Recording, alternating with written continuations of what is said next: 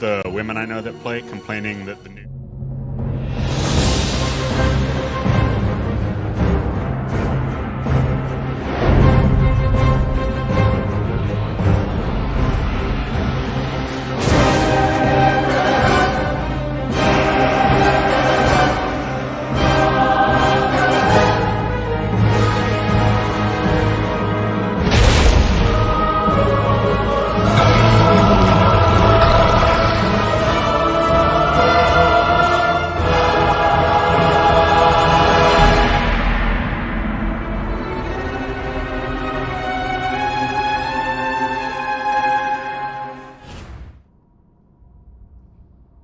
All right. Greetings, ladies and gentlemen of the world. Welcome back to another installation of The Dark Portal. Today we have a super hot fire episode for you, a rogue deep dive, and we have two very special guests here today. Two massive rogue brains. So massive. Also, Crix and myself, the two classic Andys. Hope everybody's doing well, enjoying your weekend. How's everyone doing today? Let's start with you, Crix, before we get to the guests. How you feeling, man? How's life? I'm doing phenomenal, bro. No complaints at all. How about you? Hype for this rogue episode, bro. Same here. A very powerful class, and a class that even if you're not going to main, you're going to want to tune into this one, folks, because you're going to want to know how to play against them, because they're going to seem so oppressively powerful. But anyway, let's go to SPK Zor, also known as SBK for short. How are you feeling, my friend? Super great. Very excited to be part of this. Hell yeah. Thanks for being here. Nemo, how we doing, my man? Also super great. Excited to talk about Rogue with you guys. All right. So we'll just got right into the meat and potatoes, man. A lot to go over. We'll get our handy dandy slides going here. Stand by. How's sound, folks? Everything okay in the chat? Here we go. So welcome. We are here in the Rogue Deep Dive. Who's excited to learn? Type something in the chat if you're ready to absorb and go sponge mode. Type /sponge in the chat. Here's the agenda. We are going to do guest intros first and just warm you guys up to these lovely subject matter experts here. They'll tell you about the history of the game, and then we'll get into all the good stuff. So let's get into the guest intros right now. SPK, my friend, could you please tell the chat and us, it's the first time we're meeting you as well, you know, your history with the game leading up to this point. Well, I kind of started the game in 2008. So like like a lot of people, I was playing on a trial account, and I immediately swapped on private servers because back in that times my family couldn't afford to play the game. So basically, I just searched a way to play the game, and I found French P servers that was super great to get started with the game, and I played for a decade on tons of servers, PvP, Blizzlikes, and now I'm just kind of retired, but I've make a small comeback for the tourney realm that Endless opened, so I'm super excited to play again. And that's it. Just about the class I played. I started by playing Hunter for like a year. Then I swapped to Shadow Priest and Mage, and finally, when I tried playing Rogue, I just stopped playing anything else and just keep playing Rogue for like 5 years. And that's when I started to deliver good movies, I guess. Hell yeah. Folks, he's also the leader of Silent Shadows, and we'll get more into that later. Are you wearing a Silent Shadows hat, by the way? No.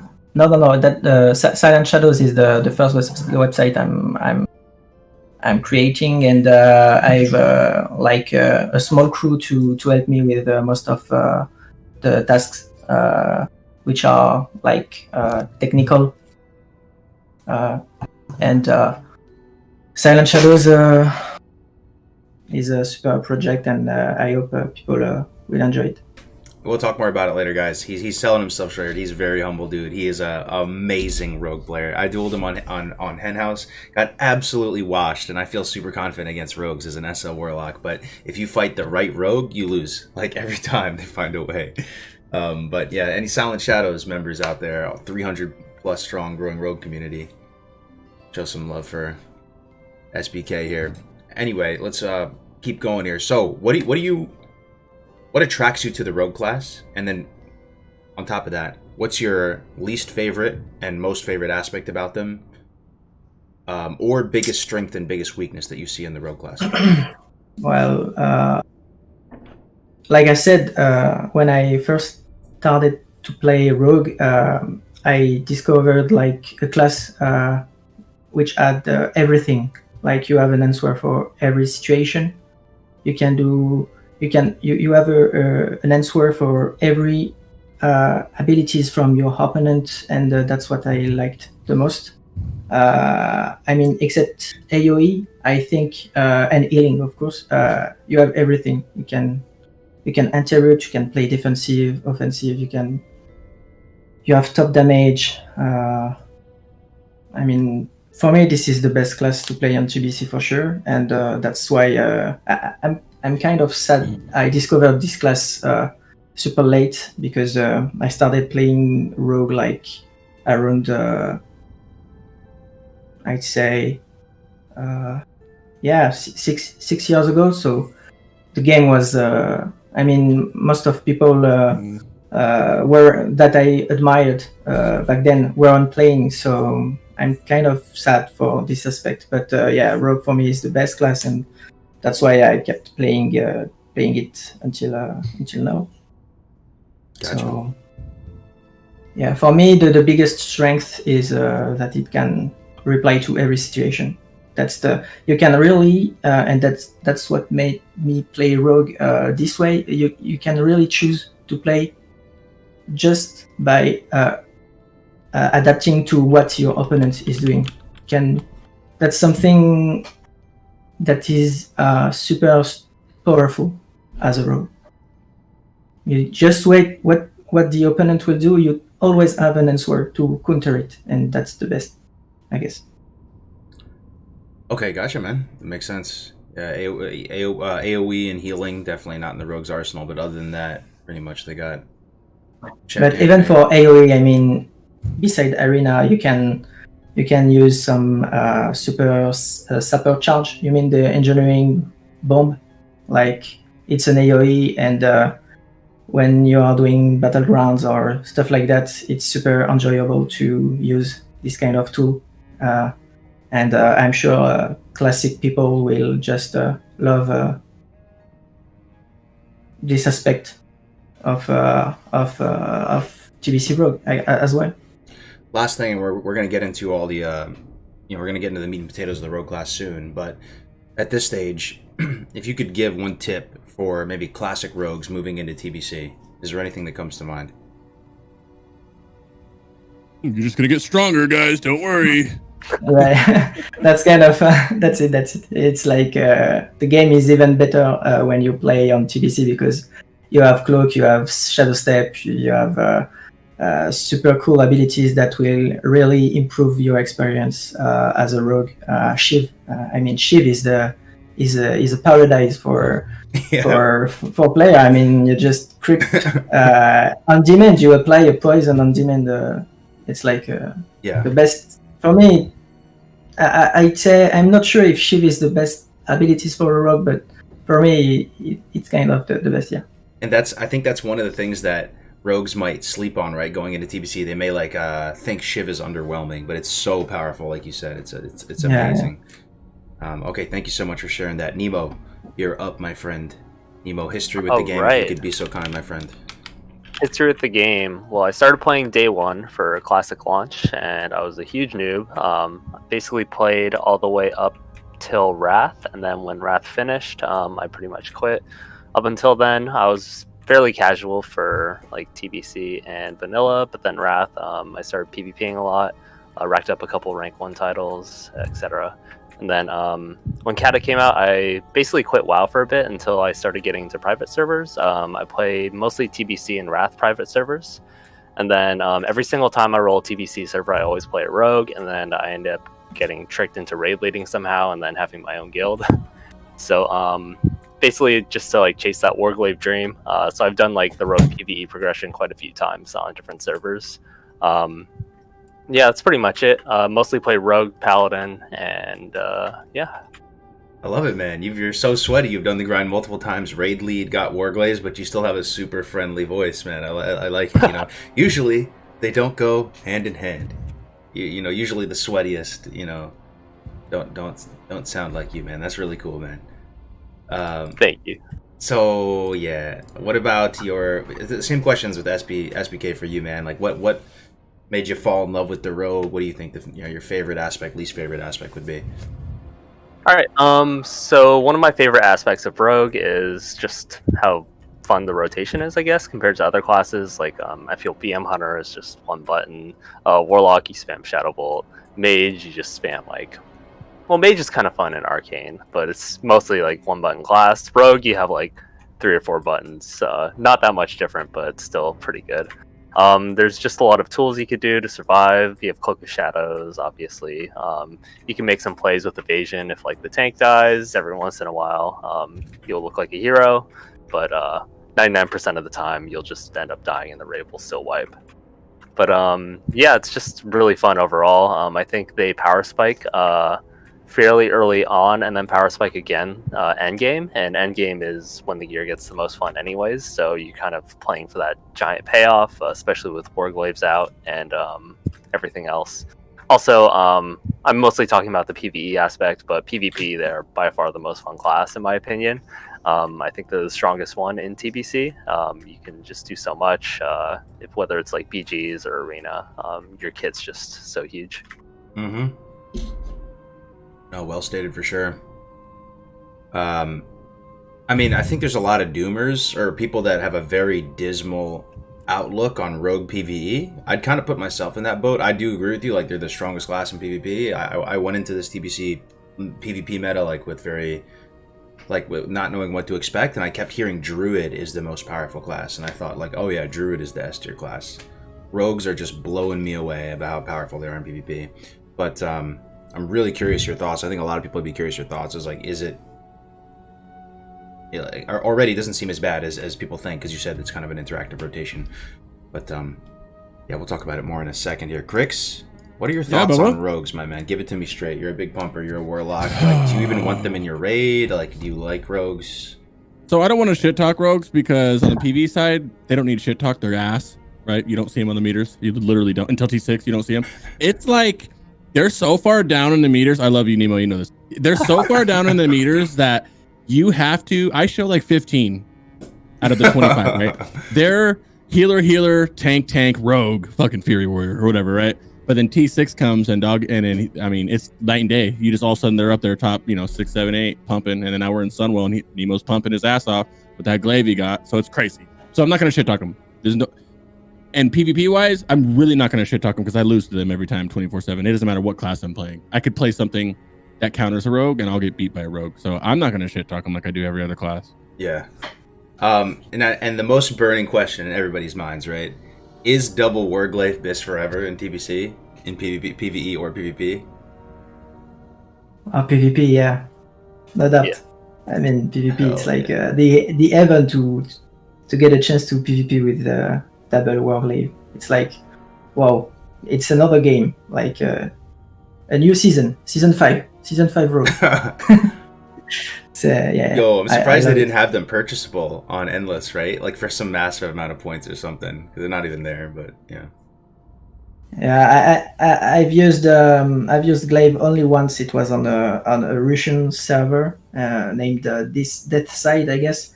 And it was like a new game. I mean, it entirely changed the way to kill people. Just it becomes a lot simpler and a lot faster, and you can focus on doing other things because anyway, the glaives are doing a lot of damage, and I'm kind of scared to see when we will have glaives on classic TBC.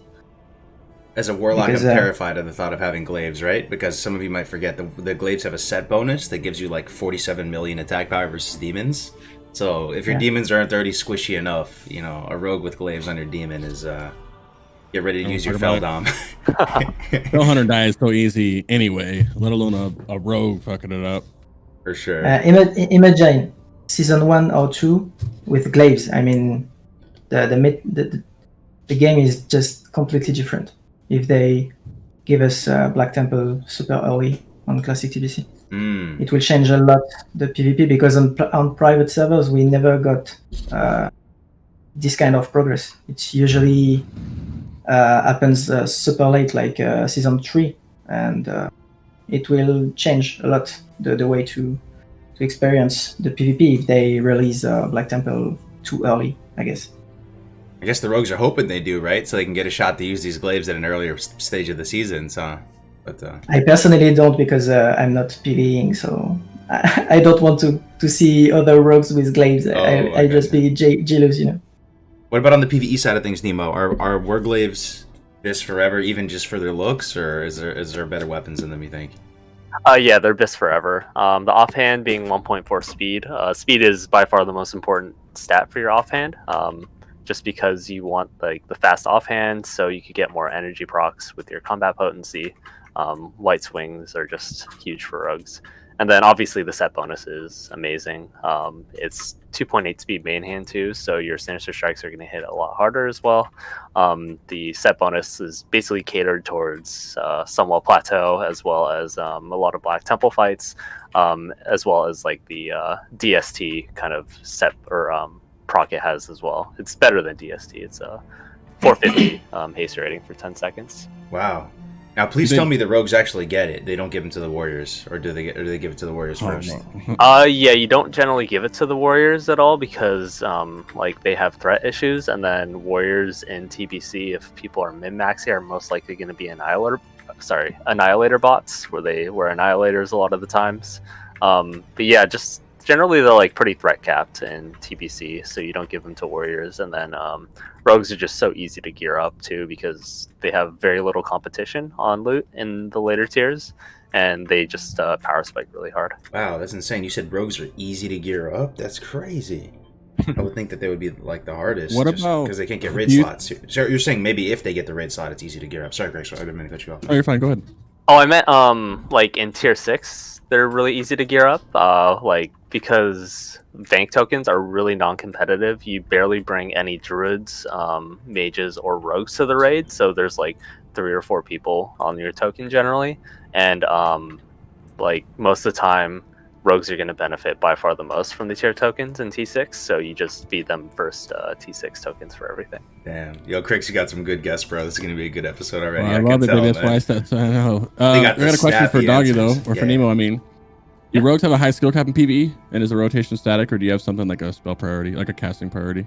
Yeah, it's kind of like a priority. Your main goal is to keep 100% uptime on exposed armor. Rogues, you should be going improved exposed armor, because it buffs the entire raid. It buffs BM hunters most importantly. They're going to be the kings of DPS and TBC. I'm sure a lot of people are familiar with that. So your priority is pretty much to like just keep slice and dice up and keep exposed armor up at full times. There's a lot of small things you could do with your rotation as well. You could like pull energy based on trinket procs. You could like use your haste pots at certain times with other cooldowns, etc. Like generally I like to kind of calculate how much time's left before the boss dies. I'm sure there's some great add-ons for that, like time to kill.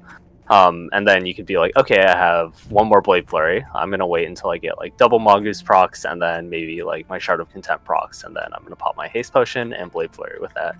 So there's just a lot of different things you could do with that. If you get lucky on energy procs, you could throw in a Rupture into your rotation as well. And then during Adrenaline Rush, you might even be able to throw a Rupture in on top of, an Eviscerate in on top of a Rupture while keeping exposed and Slice and Dice up. So there's just like a lot of different things, and it's a lot of snap decision making, thinking, okay, I have like 18 seconds left on expose, like this much left on slice and dice. Can I greed and add in a rupture here? But that mostly adds up to just like 1 or 2% differences in your DPS, which does make a difference later on. But if you fuck it up, it's a bigger raid DPS loss, so it's kind of big responsibility there. Gotcha. All right, let's move into like our first major section here. So try to clear your minds for a second here, because this is like overwhelming. There's usually people think that an expansion pack would only change the game like 10% or something, right? But TBC is such a different game, so vastly different from Classic. All the classes got so many reworkings and different abilities, and the talents were switched around, put into different trees. Let's try to think for a second what the major class changes are for rogues from Classic moving into TBC. And go. Does anybody have any ideas? Well, like I said, Shiv is like a super improvement for Rogue. For me, it's like one of the best. Of course, people have Cloak of Shadows and Shadow Step in mind, but Shiv is definitely a super improvement to the PvP experience as a Rogue. So let me read it. We'll try to break it down together why it's so important, because people might be sleeping on this. It allows to perform an instant offhand weapon attack that applies for sure your poison. So basically, if you need to apply a crippling poison on your opponent, you just do it. It's like you press the ability and you have it. And this the Shiv is super important in PvP on TBC, because you have to spam a lot Shiv to stack your wound poisons, for example, and this is really a good way to accelerate the way you'll apply your poisons. So it's an ability to get the bind comfortably, because you may use it a lot. And is this also the reason why rogues have so many weapons in their bags, so they can throw on different poisons because of this ability? Like, would you still do that without Shiv, or is Shiv what makes that possible? Like, I don't even know. The fact is, when you're PvPing, you need at least 3 different poisons, and usually a good PvP rogue will have 2 weapons with wound poisons, because you can stack them faster. So usually you get your main hand with wound poisons, and then you have 2 offhand at least, then 3 or 4 for wound and crippling, and then usually when you get used to switch your weapon, then you'll have mind numbing, and if you ever want to discover another poison for plate, you'll use deadly poison to stack. I see. So yeah, but Shiv is one of the abilities that you will use the most when playing in PvP, at least. Gotcha. What else on that side too? What other things do rogues get new? As far as like the PvE aspect goes, Cloak of Shadows is probably the biggest one. It allows you to greed so many different mechanics and abilities. Yeah. Although it does have a 10% chance to fail, I feel like it's worth taking the risk, for that small damage increase. Might be a little bit reckless, but just makes it a lot more fun. You can also cloak off a lot of debuffs too. On Brutalis, it's super nice. Like, you get burned, you just cloak it off. Fight's just infinitely easier for healers for like the next minute or so. Outside of that, like PvE, there's not too many other great kind of abilities you gain. Combat potency is the major improvement, maybe. What's that? Combat potency is like. Oh yeah, I was about to mention that. It's the biggest. Yeah. What is that? Like, combat tree? Is that a talent or something? Oh. Yeah, it's a talent. Yeah. It's a passive talent. Combat potency is probably it's kind of like the bread and butter almost of like PvE rogues. You just gain so much extra energy throughout a fight with that. So it kind of changes it up. But I do want to reiterate what SBK said on the PvP side. Shiv is like by far the best ability, I think. You use it so much, like when I PvP, I find myself spamming in an arena almost, swapping between multiple different weapons. It's one of the kind of abilities that takes the longest to get used to using as well, because like you kind of have this mindset like, oh, okay, it doesn't do that much damage, but you have to kind of realize like how important just getting like that slow on a target is, having like a focus shiv for like maybe cripping someone that's running by you. Etc. And stacking wound up quickly as well. So annoying if a rogue just comes up to you real quick and doesn't mess with you, but just throws a shiv on you with crippling. You just went off. It's so frustrating, man. 70% movement slow, and it just took them 1 second to do it, and you're just walking around like a potato. Yeah. Yes. So, okay. Maybe also changes. Maybe we can look at the 41-point talents and stuff too. Mutilate is new. Surprise attacks is new. Shadow Step is new. Any of these entice you guys? I don't know if this is, I don't know the big rogue guy, but is Deadly Throw new? Yeah, that's annoying. I know it's the glove bonus that makes it annoying, but I mean that's helpful obviously for council, but also very annoying in PvE. Oh yeah, Deadly Throw is kind of amazing for PvE as well. A lot of fights you essentially just like shiv or hit a target once, get a combo point, back out, Deadly Throw, and then rogues could solo interrupt. Like on Illidari Council, you can expect like a rogue to, on a buff server at least, where the fights are closer to 10 minutes, you get like 80 to 90 interrupts in a fight. You could solo interrupts on Reliquary as well in Black Temple. But solo interrupts? Like they just put the rogue on it and he just interrupts every cast? Yep. Literally all he does is sit there like right out of range of it and then just fucking interrupt Deadly Throw. Yo, rogue you'll use the shitty blue PvP gloves because they're not PvPers, you know? Whoa. I have not you. Yeah. Our current rogue, my guild. But yeah, it hurts your DPS definitely, but you're there for the utility on that fight. Like phase 1 ROS, you're going to be evasion tanking, then rage. If you go PvP spec, you can even preparation to double evasion tank. Generally, it's not needed though.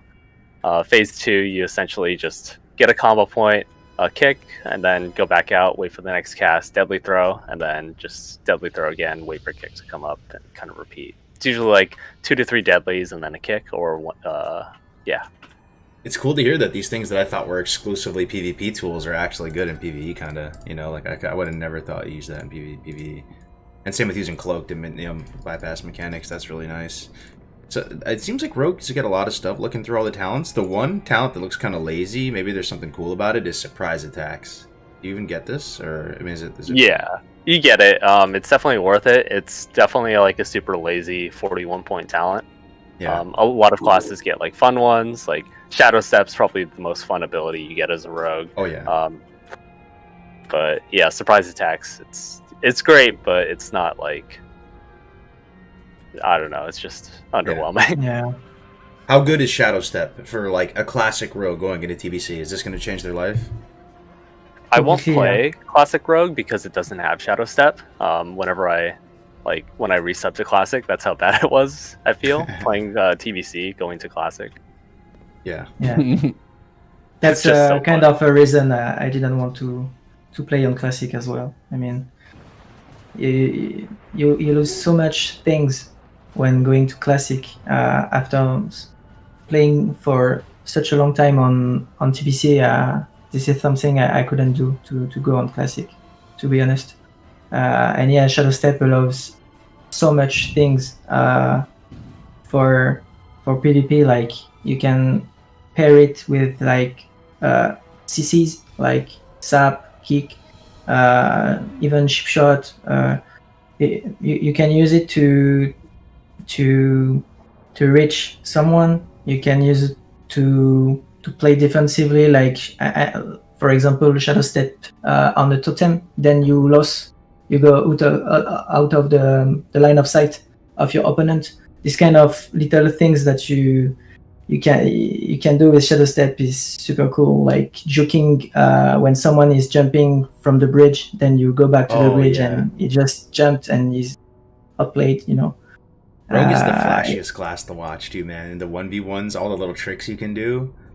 Yeah. It's amazing. Also cheat death too. This is another one that is new. How do you guys feel about this?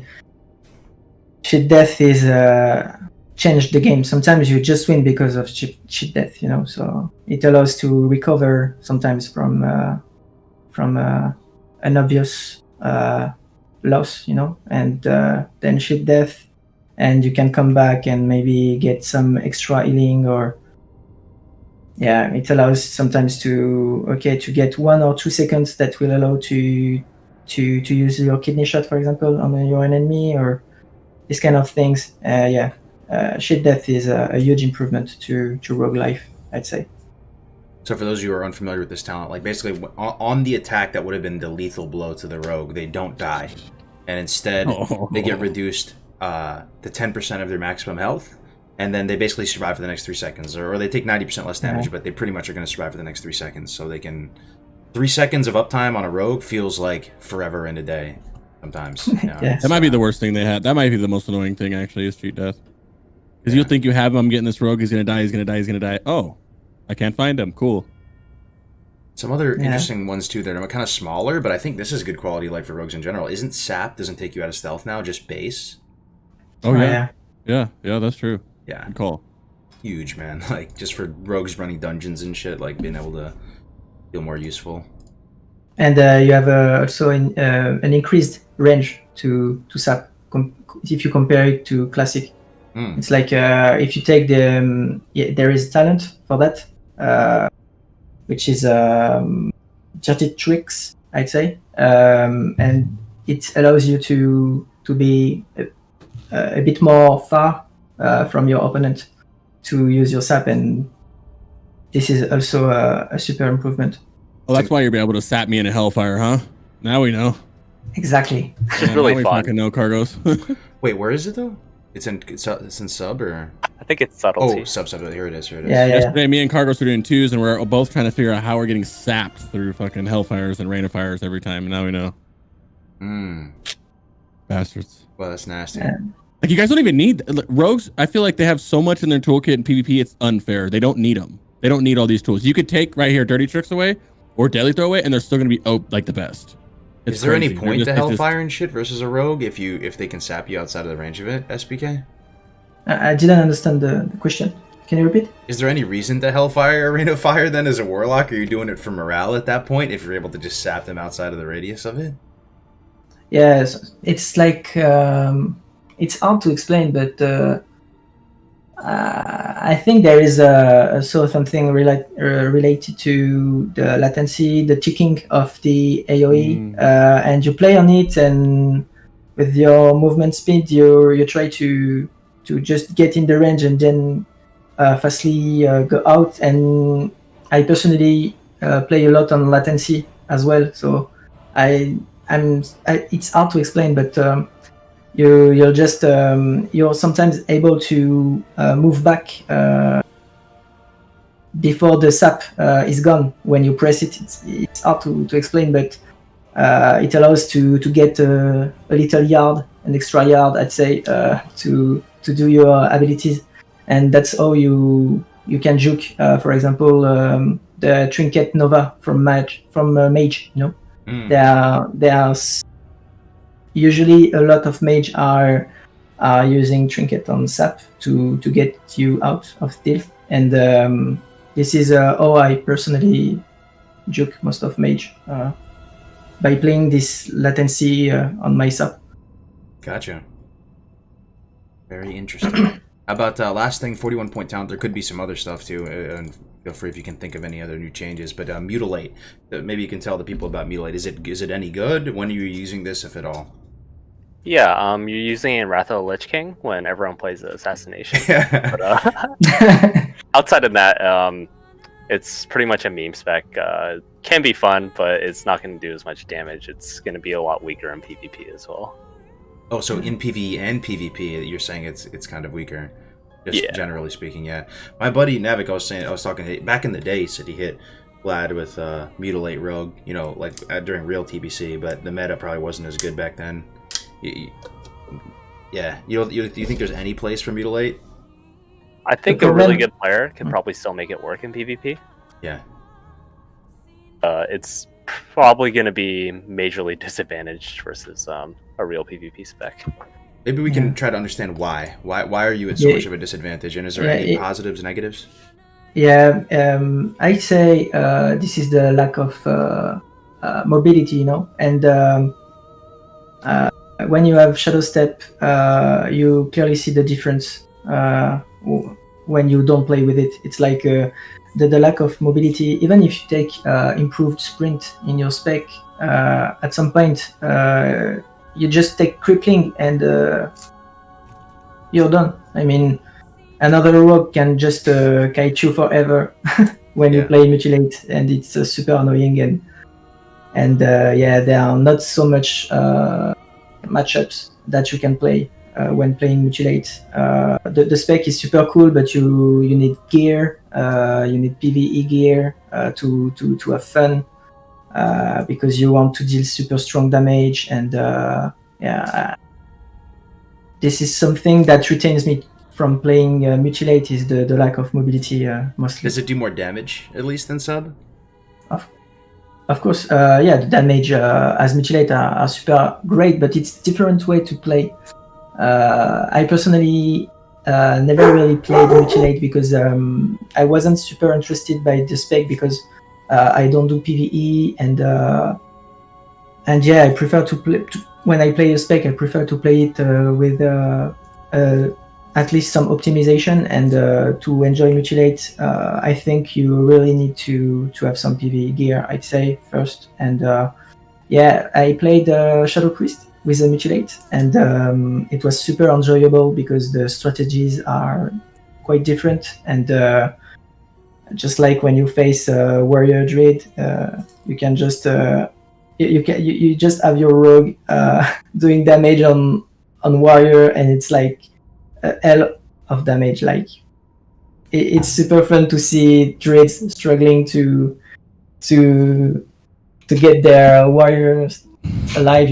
It's like but it's pretty hard to play for me. Mutilate in PvP, and usually people will just go to sub because Shadow Step, just that, and you get you get also some energy regeneration, combo point proc, these kind of things when you play sub is super mandatory, may I say.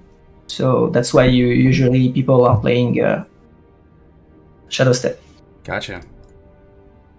All right. Any other changes that come to mind? I think we got them all. I don't know, Chad, we miss anything? TBC changes, let's think together.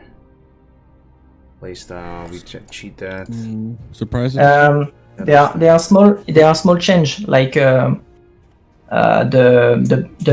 duration of poisons is increased. Like on classic it's like 30 minutes, and on TBC it's like 1 hour, so it's a bit more comfortable. And you don't have poison charge as well. It's like you can spam your poison, you don't have any charge on your poison, so it's also a nice improvement, I'd say. That is nice. Another one that they did change, kind of a nerf to rogues, but still, I'm curious your thoughts on this. I think it's the most powerful spell in the game, but blind is no longer poison. Is no longer a actually, is it a buff to blind? You can't stone form out of blind, but there's other implications to it as well, right? Blind was changed. It counts as physical now, so you can get bopped out of it, but you can't dispel it like a poison. Right. And if somebody were to tell you blind is the most powerful spell in the game in PvP, would you agree, or do you think there's something else? What would be your pick? Well, can I do you want to say something, Nemo, maybe, or? Oh no, you can go for it. I'd say it's super powerful for one thing, the timing. I mean, the timer, like Trinket, is like 2 minutes, and blind is like 90 seconds. And usually you'll have a lot of strategies playing around this timing, because you have a 30-second in which you can CC your opponent, because he won't have his trinket up for your second blind. So that's super strong, and that's even maybe unfair, and that's why I think they fixed that on Wrath of the Lich King, I say. I think they gave the same timer, didn't they? Not sure. Yeah. I think it's 2 minutes. Yeah, I think so too. So yeah. It just seems so powerful. It basically forces your opponents to trinket almost because you can sap off of it, right? And it's just seems insane. I don't know. Somebody voted Cyclone yesterday for the most powerful spell in PvP. I don't think anybody's gonna be. Do you have an opinion on that, Nemo? How do you feel about that? Yeah, like kind of reiterating what he says. Like the first blind is kind of like a bait. It's like, okay, you're gonna trinket this, and in 90 seconds we're gonna CC chain you and just kind of get a kill here. So that's generally how like a lot of the matches go, like in 2s for rogues or even 3s. I think it's definitely one of the strongest abilities as well. Mm-hmm. Okay. Maybe if we think of more stuff changes, we can hit it as we go. But let's just get into racials and faction balance. I don't know if you guys have any opinions on this. Maybe we can start with you, Nemo, on the PvE side of things. Rogue racials, do they matter that much? If so, how much? What are your thoughts? For PvP, 100%. I'm sure SBK is going to go into a lot, but you're going to want to be undead, essentially, or human, depending on what faction you are. Perception is really, really strong. You can definitely outplay it with like pre-vanishes and stuff, or just hiding in a corner and hoping they don't walk by you. But I think perception is the strongest one, and also human is definitely the strongest for PvE as well on the Alliance side. Just because you get the sword and mace expertise bonus. Generally, you're going to be going swords, but there are a few situations where you might want to use maces for a little bit in PvE as well, like Rod of the Sun King and potentially the crafted mace early on. But yeah, for Horde side, PvP, you 100% want to go undead. Will the Forsaken is probably the strongest racial, in my opinion, in the game. It's just game changing. If you don't have to trinket a fear, if you're playing like Rogue Druid 2s and you could use Will, it changes the fight so much. For PvE, you're going to want to either be Troll or Orc. I think Blood Fury outweighs Trolls just slightly, but some servers, Berserking is bugged, so even if you are at 100% health, you'll get 20% haste. It does scale like the lower health you get, so maybe you just dip in, take some AoE, get a stronger Berserking. Just kidding, don't do that, it's too dangerous. Well, you went Troll for the animations, right? Be honest. I don't know. Or I thought they looked cooler, honestly. It's pretty close. Also, Blood Fury gives you the healing reduction, so it's kind of rough sometimes. I've seen a lot of people kill themselves with Blood Fury in PvE, and it's not good. You just get yelled at. Yeah. I mean, it's a great racial, but you just have to be careful about using them correctly. For sure. I mean, dude, Troll with the Warglaive has got to look so nice. Just it looks nice. Yeah. He immediately went to Troll like that same day, right? Yeah, pretty much. Now, a lot of people want to roll Blood Elf Rogues, right? How do we let them down slow? I mean, or maybe you can play Blood Elf Rogue. How bad is it if you want to play Blood Elf Rogue? Everybody is going to want to play Blood Elf Rogue. Yeah, go ahead and sit in this spear, bud. Follow your heart, but you're going to get made fun of. Mm-hmm. Yep. Okay, follow your heart, but you're going to get made fun of. Anything else to add on the racial front? I mean, maybe Dwarf Rogue. I'm trying to think of some crazy ones here. Is there anything to appreciate on that front? Maybe... To be honest, I 100% agree with Nemo. I think Undead is the go-to race to play if you plan to PvP. But Human is also base. If you plan to play arenas, especially as double DPS, it's like game-changing to get openers. But like he said, sometimes you can just get outplayed by pre-vanishing, but even if the opponent's waste is vanish, I mean, it's still a cooldown used, so it's worth unless you get sapped. Yeah. Which is unfortunate, but I'd say Undead is better than Human, even if I personally play most of times as Human, because I really enjoy playing around openers most of times. So yeah, but Undead is clearly above, and usually you see tons of Undead rogues on the ladder. You don't see that much humans. For sure. Because I I don't Go know. ahead, I have Rich. nothing to say about it. No, I have nothing to say about it. I don't know what I'm going to say. I'm just going to sound like an idiot. I just don't care. But I feel like there's going to be more human on this arena server. There's a lot of undead, but I feel like there's going to be from PvPing on the private servers before the arena servers. There was a shit ton of humans. I feel like these arena servers are just everybody is undead. Yeah. Right? Yeah, there's a few things I wanted to add too. I mean, perception is great, but you might go against the occasional non-stealth team. Imagine, and then it's not doing too much for you there. From sitting on but you have to keep in mind that rogues and druids are super popular in arenas, and for this reason, playing human is still quite worth if you manage to get openers. I mean, it affects a lot your possibilities to close a game just from the first opener. You can really change the whole fight just because you have the opener, and this is why I think it's worth, because you'll face tons of rogues, tons of druids, tons of rogue druids. Yeah. So yeah, it's not that bad. But yeah, when you're facing like warrior, you know that you'll get that fear, because usually you'll have your trinket for another CC. So this fear is always annoying when you take it as a human. So yeah, of course there are some downsides for perception, for being human, I mean. Yeah, for sure. Okay, let's move on to... What do we do?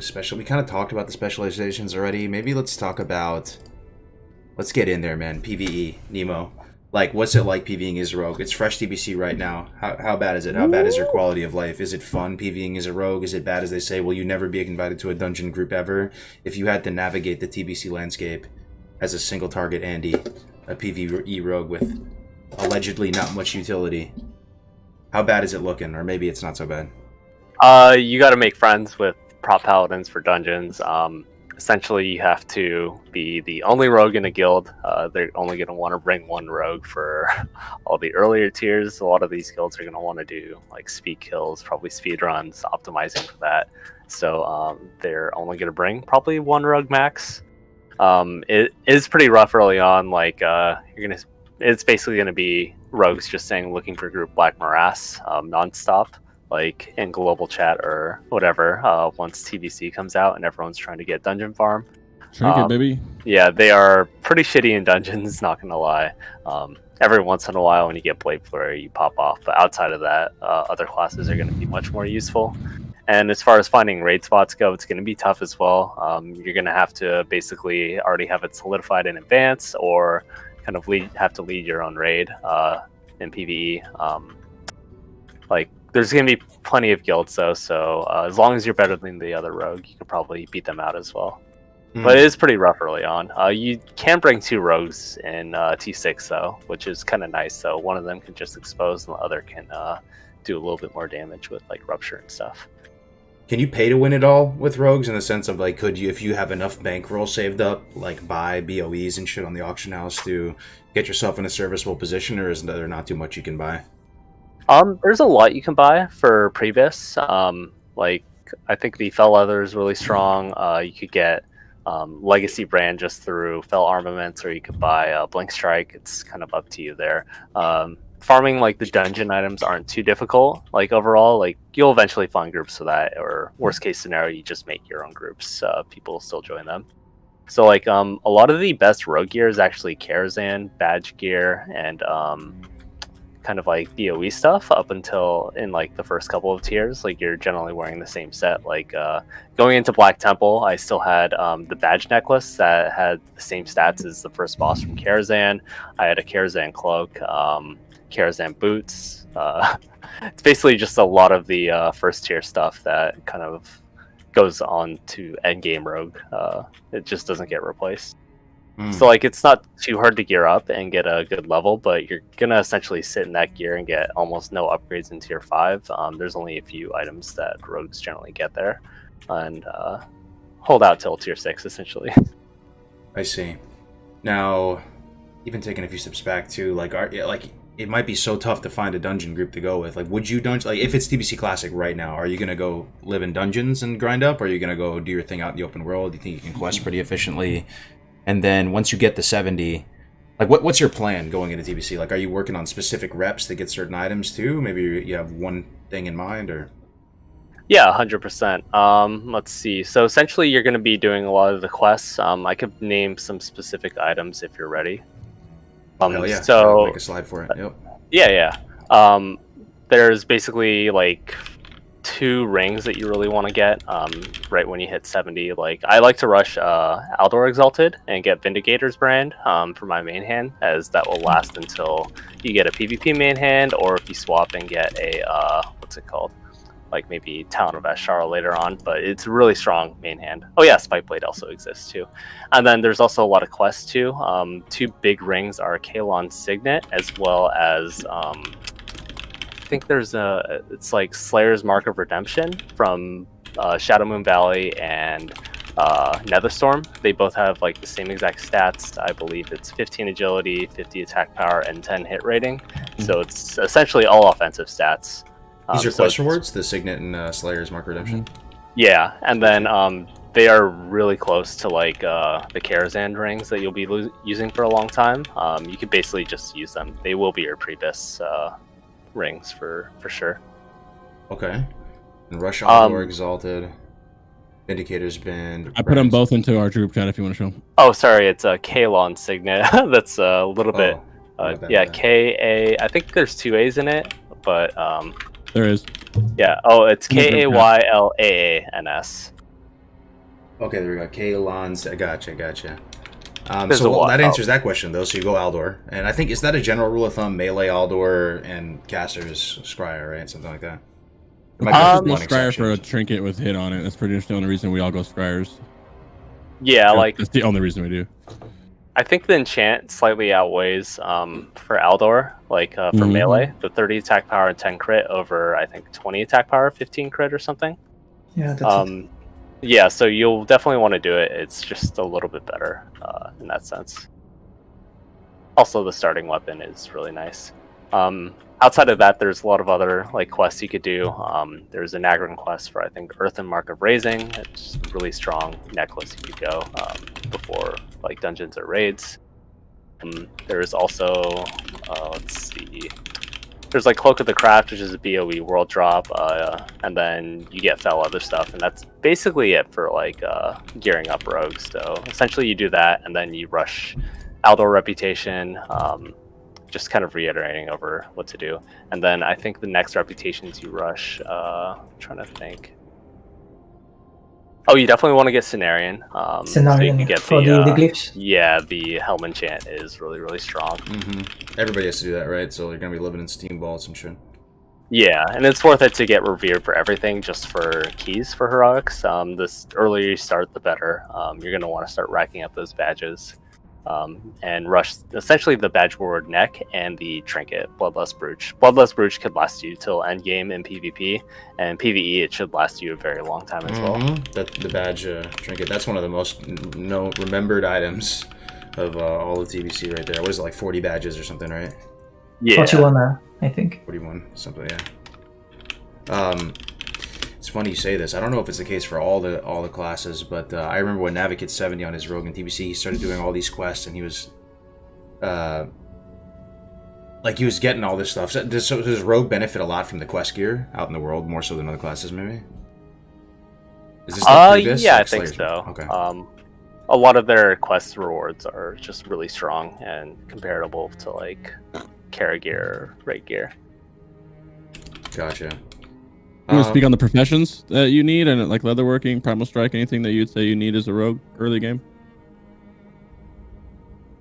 Oh yeah, professions. I would honestly go engineering too, and leatherworking. I think those are your bread and butter professions. You get battle chicken. It's like I think 4 or 5 minutes of 5% haste for your entire party. If it procs on a boss fight, it's kind of huge. And then most importantly, engineering goggles are amazing. You can use them to farm. They're going to be great in PvP. They're going to be BIS in PvE essentially until you get to your 6 helm. And yeah, it's just like quality of life being able to get such a strong item that early. So I didn't And know the leather battle work. chicken was still a thing in TBC. Are you still using the exact classic one, or is it like a new upgraded Arcanite battle chicken or something? It's the same exact chicken. I used it in TBC on my rogue. I used it in Wrath on my rogue. It's broken in both. Okay. And then on the leatherworking side, you can craft some of your own gear there as well? Yeah, you could make your own fell leather, or you could just give someone mats to make it. But the most important thing about leatherworking is the drums of battle. You essentially have a giant drum rotation for your party, so it's basically 80 static haste for your entire party if you do it correctly, and then one person drumming attack power. But you can also make Primal Strike. That is a great option for pre-bis. It does take a lot of farming since you need Primal Nethers, which will be pretty competitive. But and you also, I think, need max leatherworking. But it is a very solid go-to for it. I personally wouldn't do it. I think there's a lot of other options, but it's one where if you just kind of grind by yourself, it might be the best. Gotcha. Man, a lot of great information here, man. And you're so snappy with it. You can tell you've done it like a zillion times. Okay. Let's see here. Okay, maybe we'll jump to SPKs for a second here, too. So on the so you're not super interested on PvP, or maybe you just don't have the time or whatever. You say you're basically exclusively PvP. How bad is it for you? Like, are you really going to be struggling not being able to get some of this PvE gear in Karazhan? Do you have a plan? Because there might be some people in the audience that want a PvP only as well, and they're like, shoot, how am I going to become serviceable in the arena without PvE gear? Anything you can do? Well, I'm a super lazy farmer, so yeah, usually when I get to 70, I go for goggles as an engineer. I usually farm a Bloodlust brooch, so you have to get a little bit in Karazhan to get your badge of justice, or you can go for heroics. Depends. Usually I do heroics because I wanna get exalted as a Cenarian expedition, so it serves two purposes. So yeah, I go for Bloodlust brooch, and usually I also buy the belt of deep shadows. So that's most of the farming I do, and then I just farm my gear in arenas and the set in arenas and the offset in battlegrounds. And on top of that, then I get Doris Embrace, the cloak, you know. Sorry, could you say that Doris Embraces? I don't really know how to pronounce that, but Doris Embrace. Yeah, Doris Embrace. Thanks. Doris Embrace. So and there was a belt you said you bought too as well. Sorry, I forgot to get the name of it. Belt of something. Belt of Deep Shadows. Belt of Deep Shadows. Okay. Yeah, that's usually one belt I get because I don't do any PvE or farming, or so I go for the easiest solutions usually. But I don't know how I play on classic TBC actually. Maybe I'll just go out of my habits and play differently and invest some time in PvE, but I doubt. I mean, I'm not sure. I don't really enjoy PvEing, and I prefer spamming battlegrounds and arenas to get geared. So usually my season 1 isn't my best times because it's quite long to get geared during that seasons, and a lot of people are doing a lot of farming, which gives them a good advantage to PvP, because the season 1 is really relying on the gear, so it's kind of a race, to get geared. And usually I don't really compete in this kind of race. Yeah, the thing that's concerning for me, and I think there's a lot of questions up in the air chat, maybe you have some ideas too, is I keep hearing these things, like certain things like the offset pieces or the BG sets aren't available on launch, maybe, or maybe there's going to be rating requirement, maybe there's not for the season 1 gear. Either way, it seems like for season 1 arena, it's going to take a while to buy up all your pieces, and you're likely going to buy weapons first, then something after that. Season 1 gear, you're sitting in PvE gear the whole time pretty much until late into the season where you can start getting gear. Is that what we're looking at right now? And then, and you say offset pieces in BGs. Does that mean you can just get neck and ring and belt and stuff from BGs? Everything's not your 5-piece, your chest, shoulders, legs, gloves, headpiece. Those are always going to be, and weapons are always, offhand wands are always going to be season, like arena ones, and everything else like boots, belt, everything else like you said is trinket rings. That's what its off pieces are. So that's from Honor. Yeah, from Honor. You could grind those immediately. Like if TBC Classic were to come out today and there's BGs in, you could start grinding that stuff. It depends on the patch. If it's 2.1, if it's past 2.1, yes, you could just get it from Honor. You just got to be honored with the same 5 reps that you would go like scenario in the same 5. Then you can buy it for like 8 gold or something like that. But if it's earlier than that, you have to grind it in BGs for the same honor and marks that you would spend on like purple epic off pieces. So I see what you mean. You're talking about the reps, right? Cenarian, yeah. Honor. That's only past 2.1. 2.1. You can get the blue pieces there. Yeah. Mm-hmm. So much better for like 8 and 9 gold, and you're only honor too, which you're already going to do because you're PvEing for revered, right? I think that might be added in later. 2.4. Did I say it wrong? There you go. Yeah. 2.4 content. Yeah. There you go. Yeah, I think it might get added in later.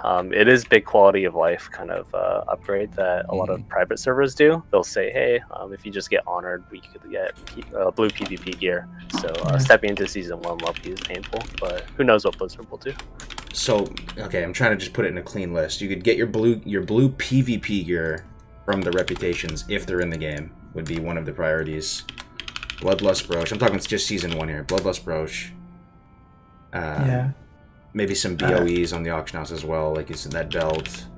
We don't know about the goggles as an engineer, if they are going to be if they will just block the option to get the goggles early on the game. I have no idea what they'll do. I guess they'll keep the goggles. No, don't you think? It would seem weird to not have them, but yeah. Because do the goggles fall off later? Like, do you still use goggles all the way through? It seemed like you would want to have them in right when they're most relevant. You get versions of them. There's 3 versions of them. There's like 1, 2, and a third. I don't know when the second one comes out, but then the third one comes out when Sunwell comes out, and so on and so forth. I think there's only 2 versions. Is there 2? Okay. Yeah. There's the first one that's essentially like it's as strong as tier 5 pieces, kind of like a T5 equivalent piece. Oh wow, that's really strong. And then the next one, it's you get in Sunwell, which is basically stronger than your tier 6 helm generally, but worse than KJ helm.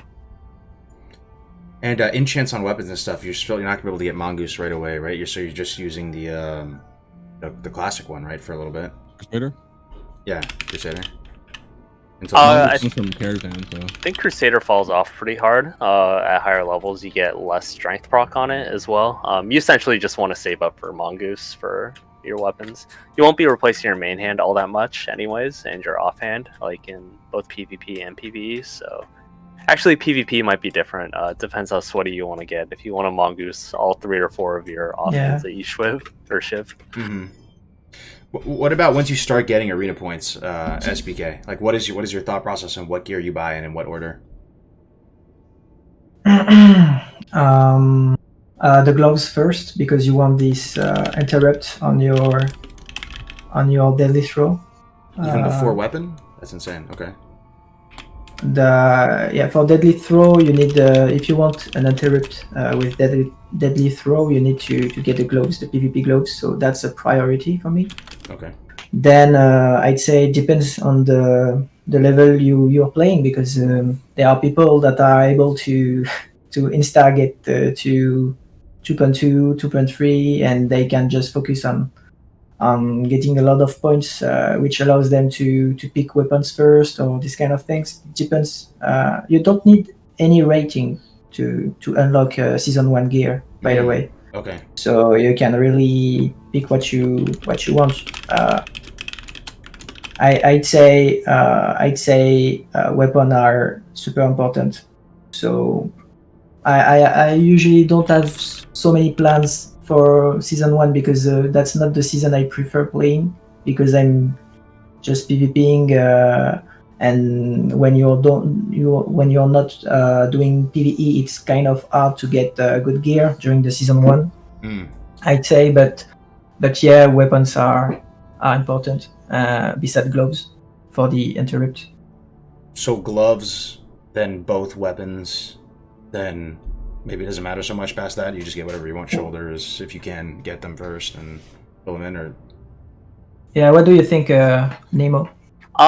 Yeah, like I agree. Gloves first would be a great option. It kind of depends. Like, there's two different things you could rush. One is a weapon, which would be a huge upgrade, but you can get a weapon just from reputation, like Legacy brand, or get lucky with a Plague Strike. Yeah. So that's like also another option. I think rushing 2-piece is a great option as well, because like if you're getting the gloves, you might as well like snag shoulders or something too. So you get that 35 resilience bonus, and then from there you could either choose to get 4-piece or you could go for your weapons. It's kind of up to you, personal preference. Depends also maybe on the team composition you're playing. Your priority could change. Yeah, 100%. And sometimes you get trained a lot, like. If it's a double new, DPS. If it's a new character, like let's say it's TBC fresh, can you buy the trinket with honor? Like just the regular trinket, just the essential trinket, or do you have like to use the PvP trinket? Yeah, the PvP trinket. No, it's extremely cheap. It's like 800 honor or something, but it has no res on it. So maybe get the PvP, the arena point one, or no? I don't think there's an arena point trinket. The regular one's honor points. Honor is going to be pretty hard to farm. I mean, well, there's going to be tons of pre-mades, but it just still takes a while. You're going to want to get the Medallion of the Horde or the Alliance. It gives 20 resilience. It's blue. I think it's only 8k honor. Yeah, I could be wrong. Okay. And there's the cheaper one, but with no res on it. With a 5-minute cooldown. You don't want that one. Exactly. It's a garbage one. So you'll never get that one. Maybe if you're leveling fresh. Better than nothing, yeah. Okay. So that definitely goes in here. Get the 8k honor PvP trinket. 2 minutes. It's usually the first thing every single class gets when they go into BGs. It sucks because it does take quite a while to farm honor, which is I like it. I like it because like it gives you a reason to do BGs. Because to be honest, once you get each season, once you get your honor, you're like never going in BGs again, pretty much, unless you just really like them, you know. Mm-hmm. I really think we're getting somewhere with this, guys. I really feel like if I'm just in the chat and I want to play Rogue, hearing you guys say all this is like the most amazing gift. Like, it's so juicy. I kind of want to play Rogue. A part of me, they look so fun. Oh god, you'll never get off of it. Yeah. Yep. Okay. So let me go back to the agenda. Try to stay on focus here. So let's go back to PvE for a second. Nemo, right out the gates, it's tough. We've talked about how there's only really one rogue slot, maybe two, possibly. Like, talk to me about tier 4, tier 5, ZA, tier 6, Sunwell. When does it start getting better for rogue? Why does it start getting better for rogue if it does? Yeah, tier 4 is honestly not that bad. Like, I was still able to be top 5 for a lot of the single target or melee friendly fights. Like on Gruul, I was doing like, I think 1.4 and the hunters were up at like 1.6. So it's not too bad, like, as people say, but in tier 5 you start to fall off a lot just because the fights are not melee friendly at all. Especially on buff servers. Like, if you go into TK, like, Alara's not going to be very friendly. You're not going to be hitting the boss like half the time. There's just a lot of fights that really favor ranged, so people will like favor ranged comps, but generally like rogues are brought for their utility for exposed armor. So even though all the tiers, you'll be brought just for that, along with like maybe one other or two other melee DPS. They'll want a rep paladin. They might just do prop paladin with the talent anyways, but that's aside from the point. So T4, it's not so bad. You're going to be doing okay damage. T5 is going to be pretty rough. There's not going to be very many upgrades for you there. Biggest ones are like 100 deaths from Lady Vash and Talon of Ashara. There'll be some fights where you kind of do pop off. Like Void Reaver is a very friendly melee fight, but he has, I think, the highest armor of any boss in the game. So even though it is a friendly melee fight, you're still not going to be as effective as you would like other bosses with 6200 armor.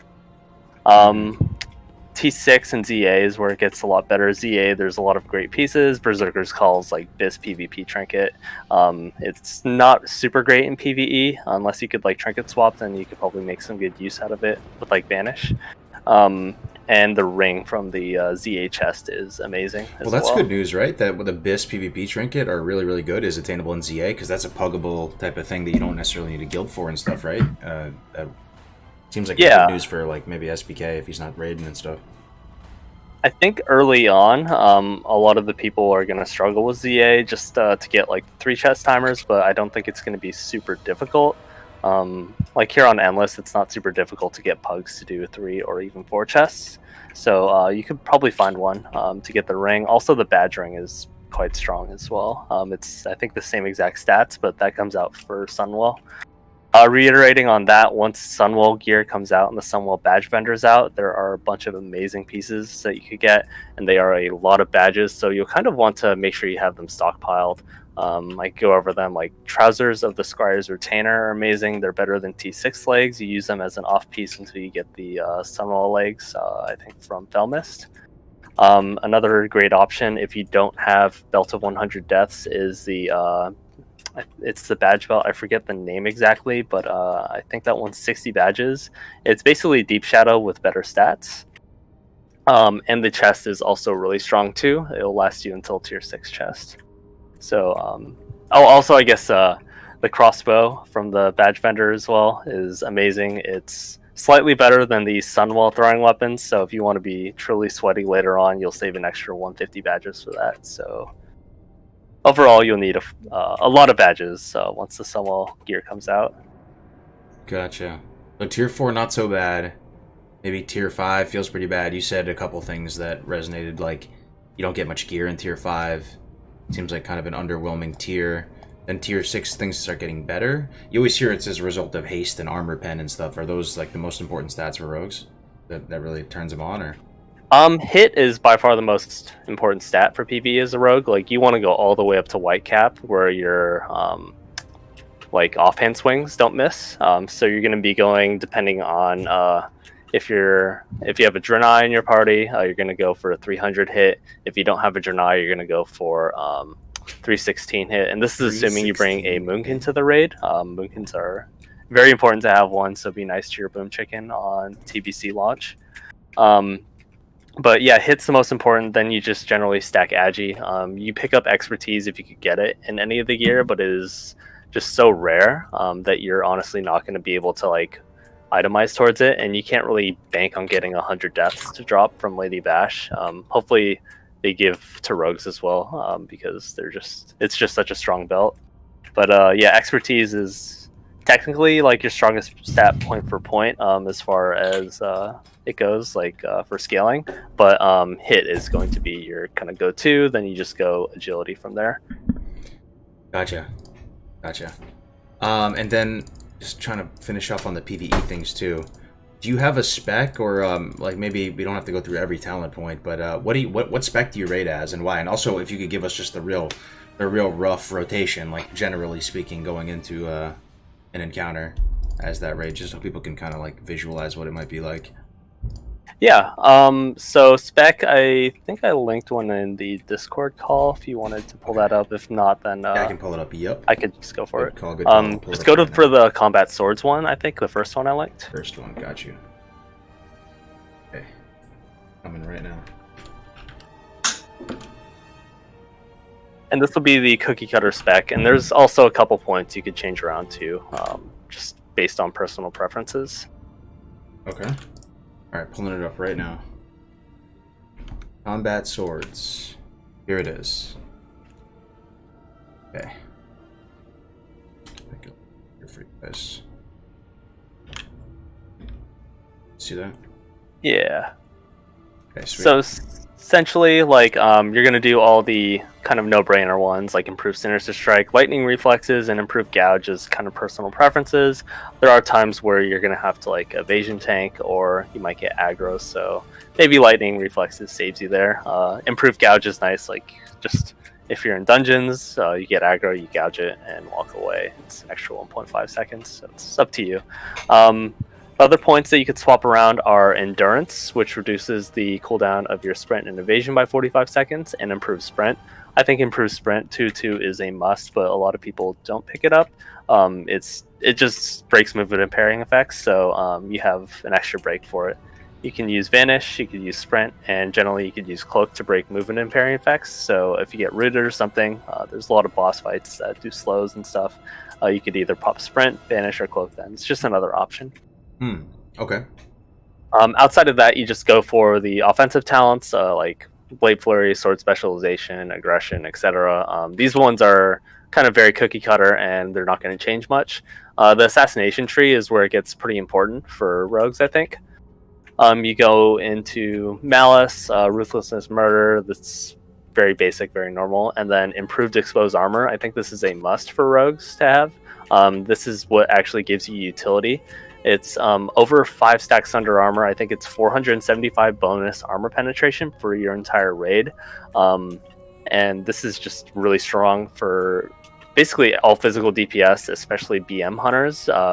BM hunters like to rush 4-set Beast Lord and use that all the way up until 4-piece tier 5 or potentially even tier 6.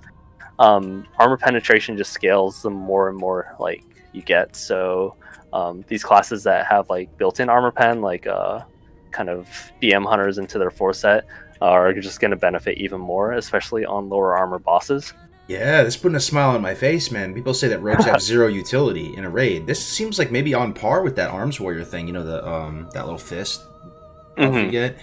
Like, I mean, so this stacks with Sunder Armor, you're saying, right? Or no. It overwrites Sunder Armor. So, okay.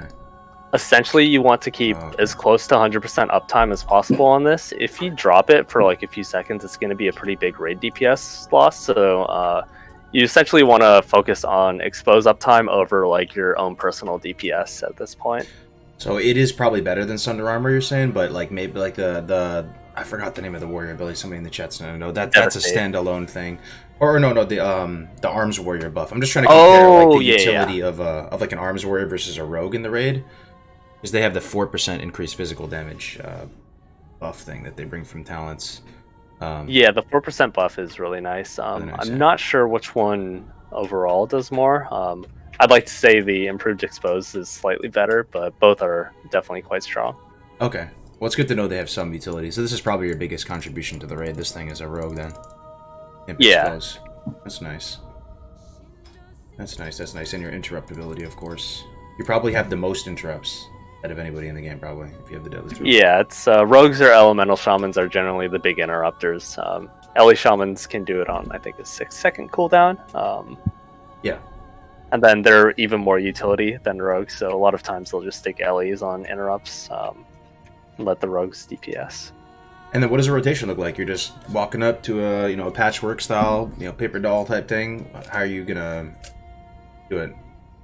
Yeah, essentially, like, I'm going to just Sinister twice at the start of the fight, get Slice and Dice rolling. 2 Sinisters gives me enough time to generally get a 5 combo point expose up before my Slice and Dice wears off.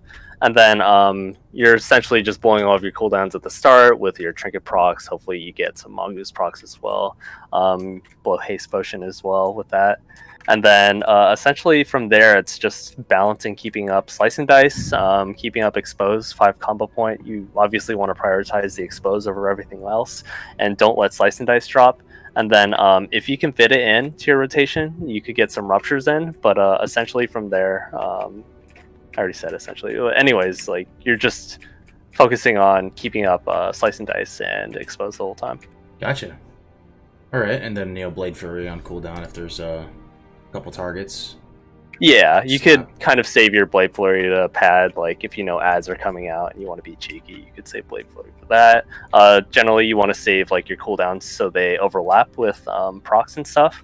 I would highly recommend using some sort of add-on to track your Mongoose procs as well as your Trinket procs. And I think a lot of the trinkets early on are on use, but you might be using like Hourglass of the Unraveler. I think it's 300 attack power for 10 seconds. So if you pair that with Adrenaline Rush and Blade Flurry and your Haste Pots, it's going to be a lot stronger. For sure. Man, you're a good speaker, bro. I don't know if it's just me, Chad, but I'm very like impressed by how just snappy you are with everything with Rogue, and it's freaking sweet, man. A quick question for Big Nemo over here. Does, I guess both of you guys, PvE and PvP wise, does energy use have a noticeable change from vanilla to TBC? I think it does. Just with combat potency, it's pretty insane. Like, there's just a lot of extra regeneration you get. I could be sitting there, like, I don't know, I could get like 2 or 3 procs in a row and it just feels night and day different. You could basically proc your way into getting an extra finishing move or just a few extra sinister strikes into your rotation. Hell yeah. And then there's another spec. Is it worth going over this one? You think this one's pretty juicy? What's different about this other one? Oh, the mace spec. Essentially, there's like another spec where you drop, I think, 2% total agility, which vitality. Yeah, it's 2% of your total agility. But if you have a really good mace, like say you have some bad luck on weapons, Rod of the Sun King drops in TK. It depends on the proc rate too, how it's going to be on TBC. On some private servers, the proc rate was really busted, where it was your best weapon until you got Orglaive for PvE. Essentially, Rod of the Sun King is a 2.7 mace off of Kel'Thas in tier 5, and this mace has, just since it's 2.7, has really high damage overall, and the proc is what makes it good. It restores, I believe, 10 energy on chance on hit, so if that proc rate is high enough, then it will be worth doing a kind of mace swords build, where you double dip into mace spec and sword specialization at the cost of your poison talent, because honestly poisons aren't that great in PvE. It's just a really small percentage of your damage, and you lose 2% agility, so it's a very niche kind of spec, but you're mostly going to be rolling with the sword spec. Gotcha. Now, and what about like consumables and quality of life rating as a rogue? Do you have to do a bunch of prep? Is it extremely costly? Anything come to mind there that people might want to be prepared for? Yeah, it's very, very costly. You're going to want to be using Thistle Tea, as well as Spicy Hot Talbuk, which is your hit food, which is generally not out until a later tier, so you'll just be using grilled mudfish. Dragon Breath Chili, just like Classic, you're going to be using that. Oh, yeah. And Drums of Battle are going to be very important as well. And then the costliest one will be Haste Potion. 400 haste for 15 seconds, 2-minute cooldown. You'll be chugging those nonstop, essentially, in PvE, if you want to, like, get sweaty and try hard. Those are pretty pricey. Also, sorry to cut you off there. One more consumable. I guess there's a couple more. Aside from your Flask of Endless Rage, you're going to be using Scrolls of Strength 5 and Scrolls of Agility 5. Generally, it's going to be kind of a big money saver tip right here on a lot of servers. The mats to make field repair bot 110G are a lot cheaper than buying 4 scrolls. So if you make a stack of 5 repair bots, that is 2 strength scrolls and 2 agility scrolls in each one, so that'll be 10 scrolls each for a 5 stack of repair bots. Oh shit, you buy the scrolls from the repair bot? Yeah, so essentially I do scrolls, food, you got haste pots, you have your battle chicken, Thistle Tea, and I guess honorable mention is Flame Cap, but Thistle Tea I think is a lot better. Man, that's big brain. Make field bots just to get the scrolls. That's insane. I love that. I think I have like 30 on my endless rogue right now. What's more expensive though, the warlock potion, Crix, or the rogue potion? I wonder. What is it called for the warlock again? What? The potions are always chugging. Like a demon was a potion of. Destruction potions. Yeah. There are. There's haste potions and destruction potions, but the haste potions is melee. Yeah. There is melee potions, melee haste potions they use, right? Yeah, I'm just wondering how expensive these things are relative. Like, is that the most expensive consumable out of all of these? By like a yeah. I mean, sometimes destro pots aren't that expensive. Sometimes you'll get a stack, like on Karazhan server, they're relatively cheaper than like Endless. Sometimes they'll be like 10 gold for a stack of 5. Sometimes it'll be fucking 85 gold for a stack of 5. You know? Oh damn, it's crazy. And let alone TBC Classic, I can only with the economy, if they don't do gold capping, I can only imagine how much they're gonna cost. Gotcha. So, one other consumable I want to go over. It is actually a couple other cheeky ones. Elixir of Demon Slaying increases your attack power against demons by 265. This is going to be very, very important for tier 6, mostly like Sunwell Plateau. You have like Brutalis, who's a demon. You want to use it on Kargoz because the demon in the portal is going to be your DPS race. Basically, there's just tons of demons in there, so like Illidan, you'll want to use it for that. Archimon, use it for that. And then if you want to like really get sweaty, you'll pair it with like the Elixir of Fortitude, which is I think 250 health too, but that one doesn't do any damage, but it's just nice to have extra. And then I think the last one is kind of like bombs you could bring to the raid. This is more for like hydral trash, or potentially if there's like annoying trash packs. You can throw an arcane bomb. It silences everything for 5 seconds. So it's kind of like an extra thing that you could bring to the raid just for helping him out. That's insane. 5, and there's no DR on silence in TBC, right? So in theory, you could have everybody throw arcane bombs and perma silence stuff. Really nice on hydral. Like if you group all the necromancers together through LOS, and then you just arcane bomb them, they're just not going to cast for 5 seconds or raise dead. So you could blow them up then. Yeah, no, that's really nice. Silence, 5 seconds, huge. Does share cooldown with drums. It does, yeah. I always wondered though for speed clears in TBC if people were going to opt for the bombs just to tempo out. Maybe it's higher tempo if everybody in the raid throws a bomb and just annihilates something than popping drums on a rotation over the course of X amount of time. But yeah.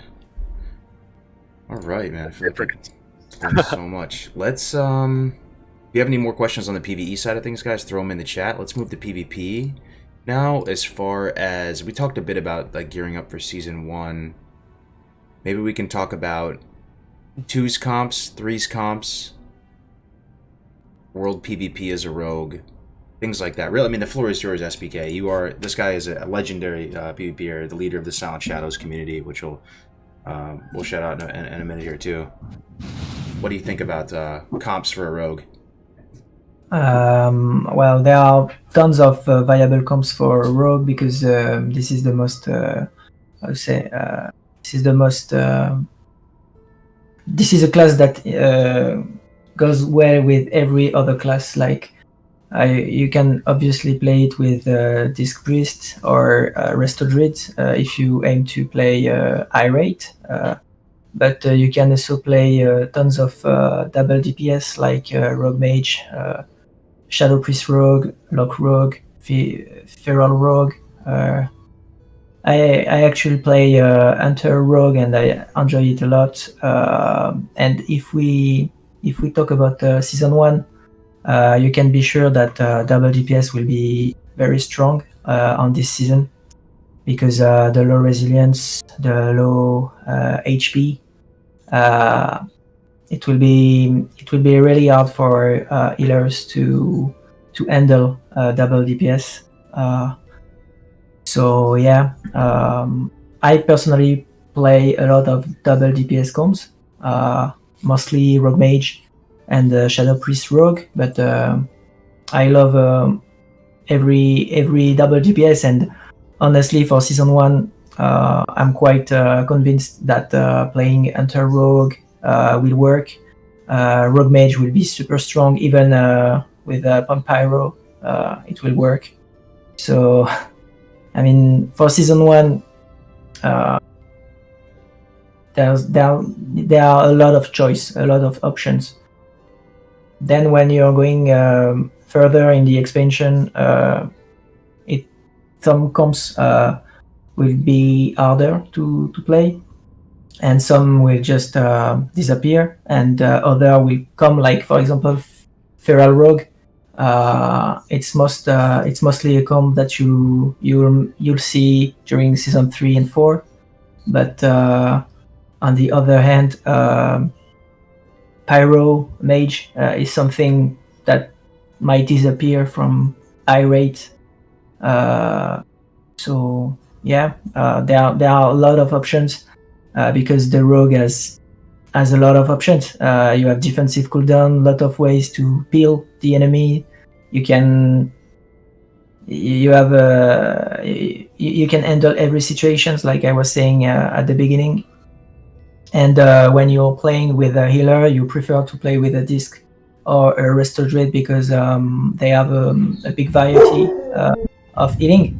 I'd say, like Disc Rogue is literally a comp that can do like 100% win rate. You know, it's like there aren't so many comps that can do that, but Disc Rogue or Resto Druid Rogue are super strong and will be heavily present in the ladder. I'd say.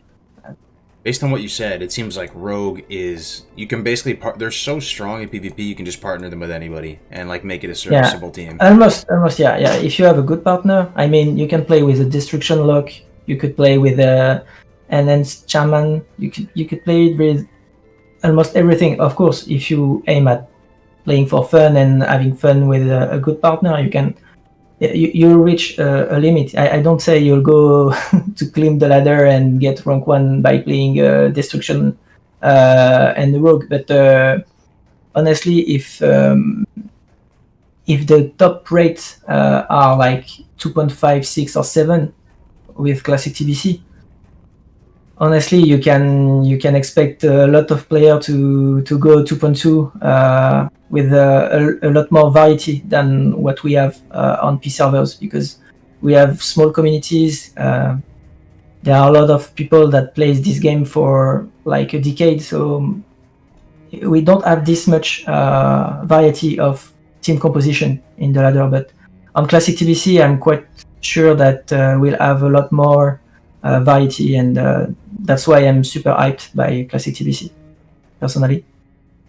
One more really fun comp. I wanted to throw in there for double DPS 2s. You could play BM Hunter Rogue. It's super face roll, but it is really effective versus a lot of teams. And yeah. One of those fun comps I've done. That's actually the combo I've played since I came back in the game, like recently, and really it's like so funny to shoot down people like in one chip shot. I mean, one chip shot and you won. So yeah, it's hilarious. Yeah. And of course, this is not representative of skillful rogue plays, but really there's a room to have fun by playing every team composition. And I didn't even mention, but double rogue is pretty strong as well. And honestly, on early seasons, double DPS will be super enjoyable as rogue, I think.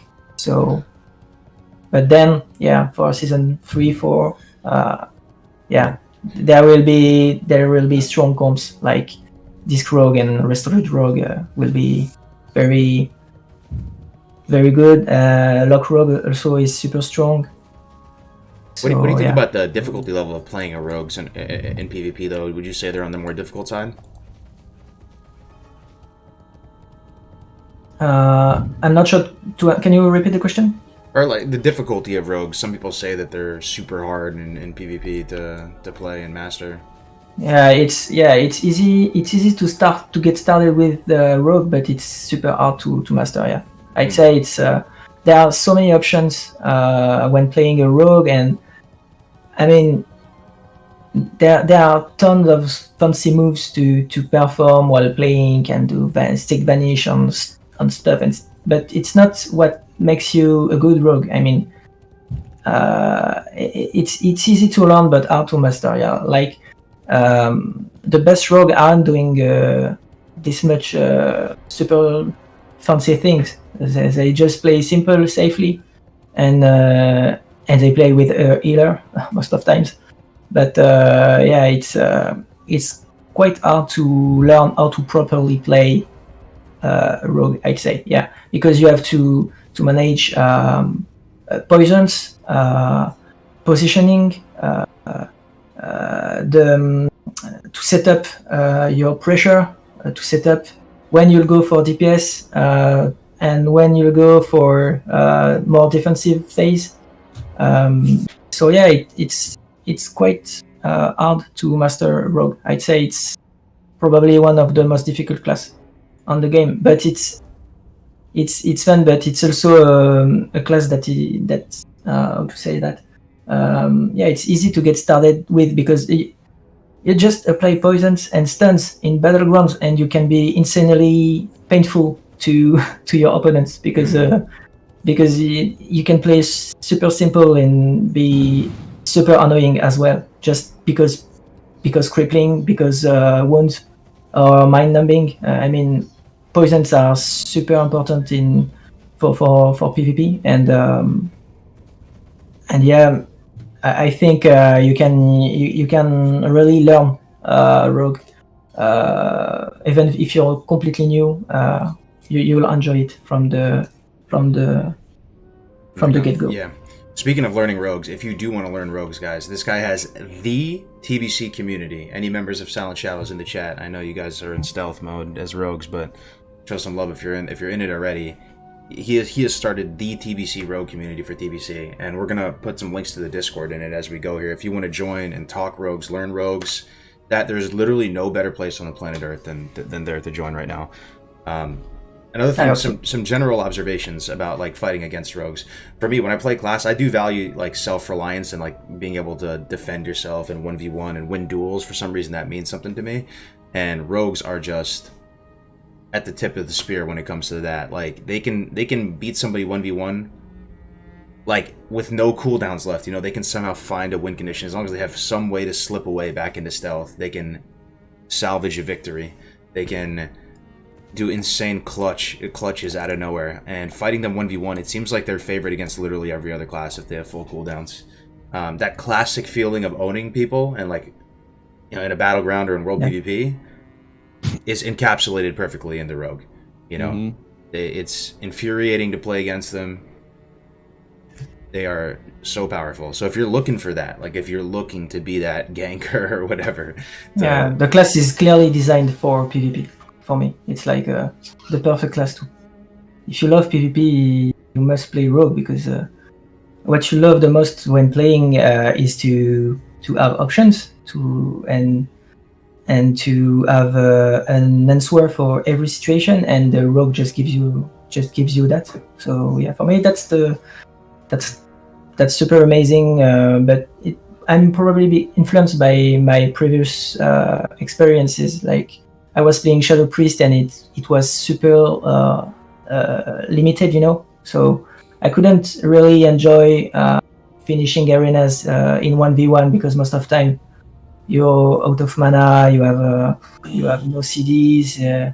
It's like super painful to enjoy finishing as 1v1 in arenas. But when you're a rogue, you have so many options. Yeah, you can just try to creep your enemies and just run to get out of his line of sight, and yeah, that's the dream class, and I'm really in love with Rogue. Actually, a question regarding PvP for SBK: is he worried about some rogue mechanics or tricks being removed or no longer available due to spell batching that'll be in TBC Classic, or does spell batching help you out more? I guess.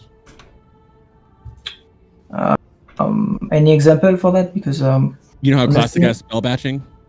Yeah. But I've heard that it was super low. Recently, they true. The 10 millisecond won't really matter, will it?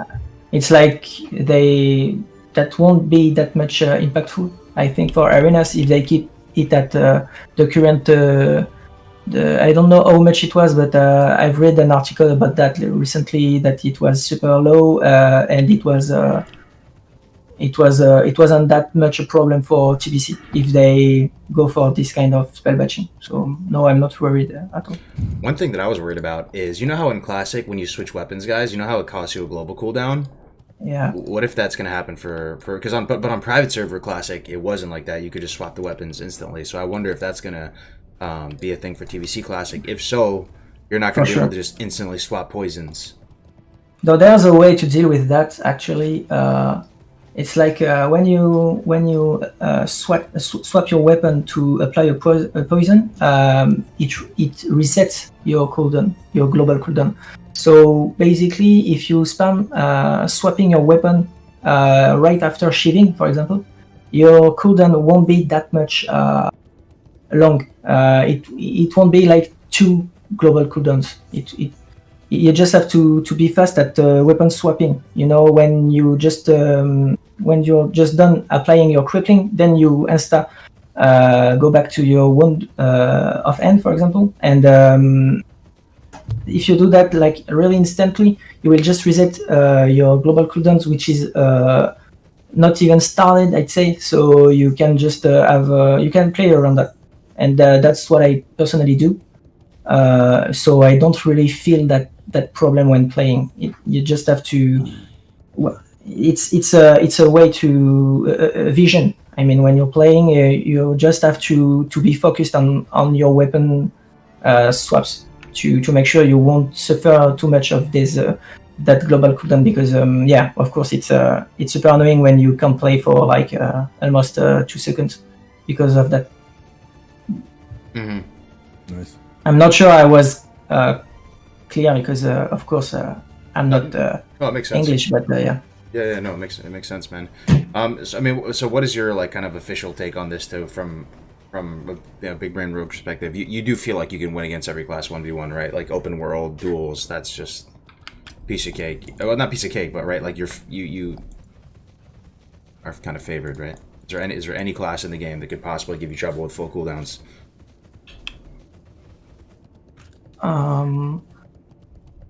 You're asking me the hardest, the most difficult class? Yeah, the most difficult class, yeah. As a rogue, I'd say it depends if you have an opener or not. Also, because if you don't have the opener, of course you'll have some difficulties to reach. For example, a hunter, which has scatter, which has various things to kite. Of course, it's gonna be hard. But if you are proper openers, really you don't like plates. So I'd say Resto Shaman is super annoying to face as a rogue. It's like they passively heals with the that talent, right? I actually heard that earth shield. Thank you. So yeah, it's super hard to face. Then I'd say some warriors are quite hard to deal with, because you don't want to stun them, because you'll proc some talents that gives them more health. So when you're not used to TBC as a rogue coming from classic, you may be surprised by the warriors, which are not that simple to beat. But with a lot of practice, honestly, I like every matchups. The one I like, which I dislike the most, is Resto Druid. I never been really good at fighting Resto Druid. But honestly, you have an answer for every classes, so fighting mage is really not that hard, I'd say, even with full CD versus full CD. Lock is quite easy to beat. Shadow Priest is quite easy to beat. Then what matters a lot also is RNG. RNG. I mean, if you can't get a stun when you need them because resist, which happens a lot on TBC, of course it affects the whole fight. So for sure, I'd say the most difficult thing to fight against is the RNG, the RNG. Yeah. Interesting that you say Resto Shaman too. This is one thing in the chat you may not be cognizant of. Resto Shamans are more feared than you'd think. Like, people view them as very tanky. And I for 1v1 as a rogue, yeah. You're pump too. Yeah. Resto Shamans are tough, and they have that ability, like when they get below 30%, they start healing. It's so funny because I asked Gucci the same question a couple days ago. He said the same thing. He's like, I don't think I can 1v1 a Resto Shaman. Like, it just would take too long. Super kind annoying. of, like, you have to pop like with deadly poison and try out like as much as possible to. But again, like he will resist some kidneys. He will passively be healed by his earth shield. So it's super annoying. Yeah, it's like a super long fight usually. Yeah. Versus good shamans, and yeah, you can win, but it's super until the end. It's super hard. Yep. That's really interesting to get your take on it. Okay, let's see. What do we have left? We've gotten through a whole lot. Okay, we can finish with this last segment here. So as far as just like think about just living life as a rogue main in TBC, like gold farming. Maybe gold farming. Like, is it a nightmare? How do you even do it as a rogue? Gold farming is rough as a rogue. There are a couple of options. One of them I kind of liked. It isn't the most efficient one, but it gets the job done and it's really chill to do. It's when you get engineering goggles and you fly around Nagrand all day and loot the what's it called? The Clouds? Yeah, the clouds for primal air. And like motes of air just around Nagrand. You just kind of get used to the spots, the rhythm. You could go at off hours, and then all of a sudden you have 20 primal layers, and that's a lot of gold. How I like to do it is I level an alt, prop paladin, and then I just AoE farm everything. If you get the heal trinket from Shattered Halls, you could essentially go all the way over to like Stratholme or something, farm vendor stuff there, and disenchanting mats. Another one that's going to be huge is farming Skullomance. That's what I did to make most of my gold here. I farmed Skullomance for Dark Runes, since they have a fairly high drop rate. You could honestly do that on your Rogue as well. I think that is a good option, because Dark Runes are still very, very much used in PvE here for healers. You solo it, or do you partner up? Oh, you can solo it. Nice, okay. I stole it on my Paladin. You could probably steal it on your Rogue as well, but you just have to be careful. Keep like crippling poison on. Wow. So we're living in that world, though. Like, your best bet for farming gold is to make a prop pally alt, most likely. That's exactly right. Mages, yeah, mages. Classic is all mages for farming. It's gonna be backwards and be all paladins. Yeah. Like Sulfurak farming is one of my favorites. It's super easy. At least on this server, you could basically just like. I would aggro almost the entire instance up to the zombies, loot all the zombies, and go hide in a corner next to a pot. Pop my Shattered Halls trinket that heals me, and just AoE everything down. It was like, I think 500 gold an hour. The most I got on the server was 1,000 gold an hour in Skullomance, like with Dark Rune. But that was me dual boxing a Resto Druid and a Prop Paladin, going through and just AoEing everything. Gotcha. But a lot of other people are probably going to be doing it, so it's not going to be like as much. And private server economies are a little different, but I do think that Prop Paladin is the way to go for. Is there anything interesting on like the lock picking or maybe pickpocketing meta in TBC, or is it kind of no use at all? I'm trying to think. You can lockpick Shattered Hall's door to the first boss, right? Wasn't Tactics doing that? But for gold, I'm not sure. I haven't really spent too much time lockpicking. I feel like it's kind of a waste, or I don't like it generally. But I think there's going to be some cheeky things you could do, some instances, because I know people lockpick for gold here, or on like Classic right now. Gotcha. That's interesting. Okay, well maybe we can take just like our last few minutes here to pass the SPK. I don't know if you have any thoughts on sharing your plan, your vision for Silent Shadows. Like, it's really exciting, man. Well, Silent Shadows is a project that is a way for me to share more things that I could when I was doing movies, and this is kind of a way to. I always liked to create communities and to get people united by a common project, and Silent Shadows is I think the best thing I've ever tried to do in that sense, because I'm trying to bring interviews with people that the community loves, like Kalimist, Nelio, PS0, but there are a lot to come. And besides that, I try to get guides written by experienced people. I mean, I don't see myself as an expert of everything as Rogue, and I prefer asking to people that know things to write and contribute to the website to make it like a great place for rogues.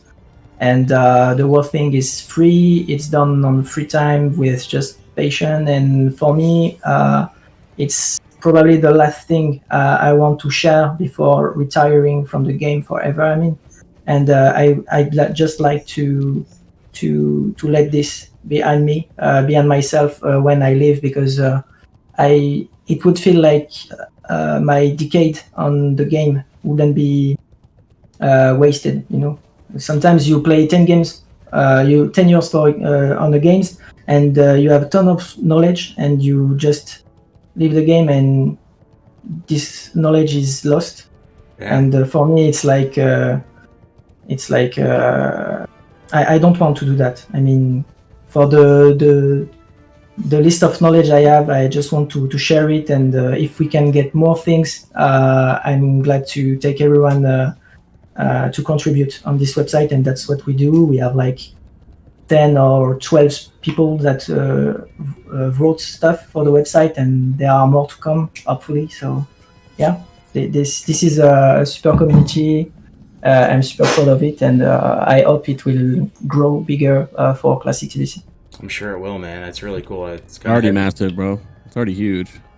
kind of heavy hitting, leaving the game and then just taking all that time you spent in it just with you and not sharing it with other people. That's legit, man. Yeah, sometimes that's something like, there are people that know things about the game and that don't want to share it for a reason that I can't get, because I mean, this game has been played for 12 years. There are no secrets about this game, and I mean, it's quite stupid to think that sharing this knowledge will change that much the things. I mean, for arenas, for example, strategies, you can know strategies, you can have the theory, but you have to practice, you have to get some experience to fully explore your class, and I don't think that revealing strategies to people is a problem. I mean, good players will still be good players, and the beginners will just won't waste that much time doing things that are wrong, because we'll give them the proper path to choose. That's the vision of this website and this community, and yeah, I'm super glad that the TBC community likes it, and hopefully on TBC Classic it will be warmly welcome, may I say. Oh yeah, it's already resonated with a lot of the big brain rogues. I know Rec is really passionate about it. Requiem, a lot of you guys watch him over doing TBC stuff. He's really into the Silent Shadows. You log on Endless, you log on any of these servers, you'll see most rogues have that Silent Shadows tag on them. So get involved, get part of the community, get that rogue solidarity. You're living in the world of... Yeah, there are no shame to be a beginner, to ask things. I mean, it's super good. There is a super example in the community right now. It's a guy named Shobek. He's streaming a rogue. He's quite new to TBC, but he's super entertaining, super friendly with everyone, and he fails, but he doesn't care. He learns. He asks when he doesn't know. He asks questions. It's a super positive person, and it's really this kind of player that I personally support when I play, because it's not toxic like what you usually find in TBC ladder and all these elitist people. It's completely different, and TBC is like super old game. Just chill and enjoy it. Hell yeah, nice words. All right, you guys have any parting words for the rogues? Any final thoughts, or people heading into TBC? We could be living in this TBC world in a few months here, guys. In a best case scenario, right? Maybe get the announcement 19th to 21st, maybe beta shortly after. So I don't know if you have any final thoughts for the people. Well, finger crossed. Yeah, fingers crossed, right? Thanks for coming, guys. I appreciate it, both of you guys, man. Big brains. Of course, it was a lot of fun chatting about everything with you guys. Nemo doesn't even want to put his Instagram for his cat on here to plug. He's truly selfless. But you sure you have no Twitch, nothing, no place people can find you or anything like that, or you lurking in? I rarely stream on my Twitch, and mostly these days it's Wrath of the Lich King stuff. It's not the greatest stream quality. I guess just see me around on private servers. I go generally by the name like Nemo or Doggy or sometimes Lee. Might be back for classic TBC sometimes. Maybe some guy to come on Silent Shadows. Just saying. Yeah. Well, all right, folks. That's gonna do it. Crix, any final words to the people? You streaming today? You doing anything today? I'm streaming tomorrow. We have the rest of Sunwell opening tomorrow, so I'll be in Sunwell. We have the Warrior episode next. I guess you guys are rogues, you don't care, but those who just watch this every week, we have the Warrior one next, and I think we're going Priest after that. Okay. Sounds good. We're going to pass you off to Jamin, who's doing the $1,000 Battle Royale. I might jump on the casting desk with him there in a second for the tournament. So say hi to Jamin, folks. They're having a good time over there. It's 3 hours Battle Royale, making fresh characters and fight to the death. So we'll see you over there. Pass it over to Jamin. Take care until the next episode. Have a good one, everybody. Peace out.